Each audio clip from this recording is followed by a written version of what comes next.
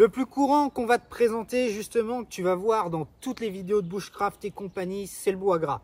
Alors je vais t'apprendre à faire une distinction très facilement. Ça, c'est du bois gras industriel. Donc ça, c'est un truc que tu achètes sur internet. Donc très honnêtement, je comprends pas du tout l'intérêt de ce machin-là.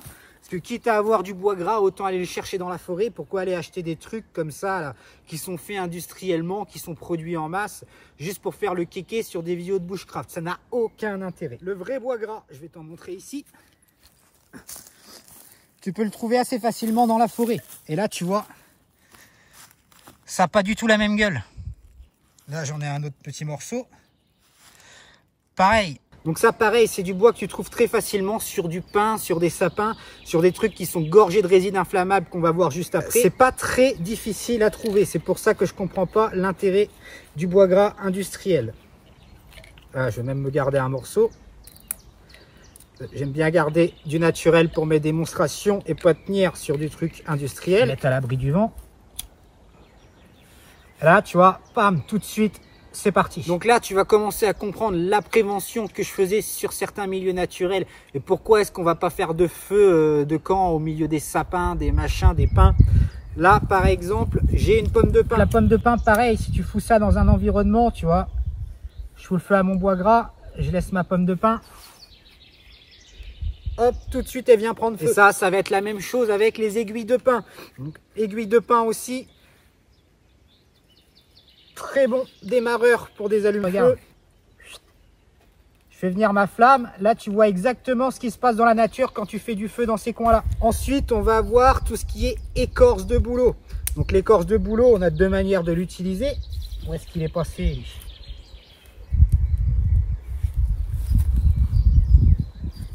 Tu vois, l'écorce de bouleau, ça brûle assez rapidement, assez facilement aussi. Bon, je te laisse imaginer, dans un coin, tu fous le feu, il y a des pins de partout, il y a des aiguilles de pin, il y a des pommes de pin, il y a des bouleaux dans le coin et tout. C'est comme ça que tu fous le feu très très rapidement à la forêt. Donc l'écorce de bouleau, pareil, on va préférer la mettre en poudre, venir gratter avec le couteau. Je vais te balancer 2-3 images que j'ai déjà préparées sur le sujet. L'écorce de bouleau, pareil, je prends mon fire steel, j'envoie.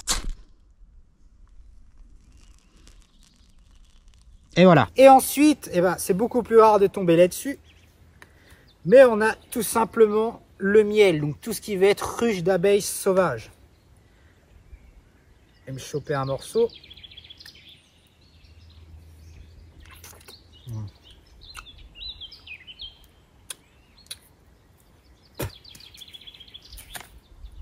Et je veux un morceau sans miel pour pas gaspiller, moi. Voilà. Que je m'essuie les doigts. Ça, tout simplement, bah, c'est de la cire. Donc, tu peux venir en faire des bougies. Tu peux venir foutre le feu. Autant finir l'éducation jusqu'au bout. Regarde. Ça c'est le trésor de la nature. Tu tombes sur une ruche sauvage en situation de survie, c'est du pain béni. Tu vas pouvoir faire des allumes-feu. Tu vas pouvoir te nourrir. Tu vas avoir la patate. Là, tu as du sucre à gogo. Tu vas pouvoir t'en servir pour attirer d'autres insectes. Tu vas pouvoir t'en servir même pour attirer certains animaux sur des pièges, par exemple, artisanaux. Donc ça, j'entrerai pas dans les détails maintenant. Et j'ai failli me barrer et finir ma session sans parler du principal, gros débile. La résine de pin. Donc ça ressemble à ça quand c'est brut, ok. C'est ce que je t'ai montré justement qu'on peut utiliser aussi comme cicatrisant en situation de survie. Et ça, pareil, on va prendre un beau bout. Hop, pareil. Donc voilà pour ce qui est de quelques initiateurs naturels. Très facile à trouver. Tout ce qui est aiguille de pin, pomme de pin, t'en as plein dans la nature. La résine de pin, t'as juste à trouver un pin blessé. Il y en a à foison partout, partout, partout. Le bois gras, ça se trouve aussi très, très facilement. Donc en fin de compte, ce que tu peux t'apercevoir, c'est que tu as 3 choses à connaître dans la nature.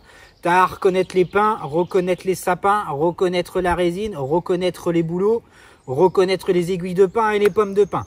Avec ça, en tout cas en France, après tu t'adaptes au milieu naturel dans lequel tu es et à l'environnement à l'étranger, mais en France, simplement ça va te servir à faire du feu n'importe où, n'importe quand, dans n'importe quelle condition, qu'il pleuve, qu'il vente, qu'il neige, qu'on soit en hiver, en été, c'est la même chose. Donc voilà pour cette première partie de la maîtrise du feu. Dans la seconde partie, on va commencer à parler d'outils, on va commencer à parler de bâtonnage, on va commencer à parler de type de foyer, de type de montage, on va commencer à parler de table à feu. Donc tout ce qui concerne vraiment de la survie extrême, de la survie hardcore, on va voir ça en deuxième partie.